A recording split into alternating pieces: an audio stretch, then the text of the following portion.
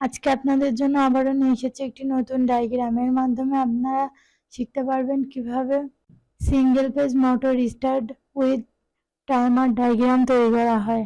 MCB miniature circuit breaker, এটির দুইটি terminal আছে। ইএলসিবি আর্থ লিঙ্কেজ সার্কিট ব্রেকার, এটিরও দুটি টার্মিনাল আছে। কন্ট্রোল, এটির মাধ্যমে মোটর অন অফ করা হয়। টাইমারের মাধ্যমে টাইম সেট করা হয়, আউটপুট টাইম নির্ধারণ করা যায়।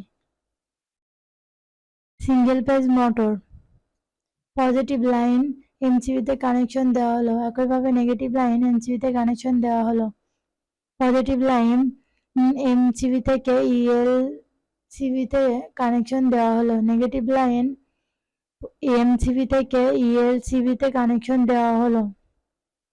পজিটিভ লাইন ইএলসিবি থেকে কন্ট্রোলের একটি টার্মিনালে কানেকশন দেওয়া হলো, একইভাবে নেগেটিভ লাইন কন্ট্রোলের একটি টার্মিনালে কানেকশন দেওয়া হলো। ইএলসিবি থেকে কন্ট্রোলের একটি টার্মিনালে কানেকশন দেওয়া হলো, নেগেটিভ লাইন। পজিটিভ লাইন টাইমারের একটি টার্মিনালে কানেকশন দেওয়া হলো, একইভাবে পজিটিভ লাইন অপর একটি টার্মিনালে কানেকশন দেওয়া হলো।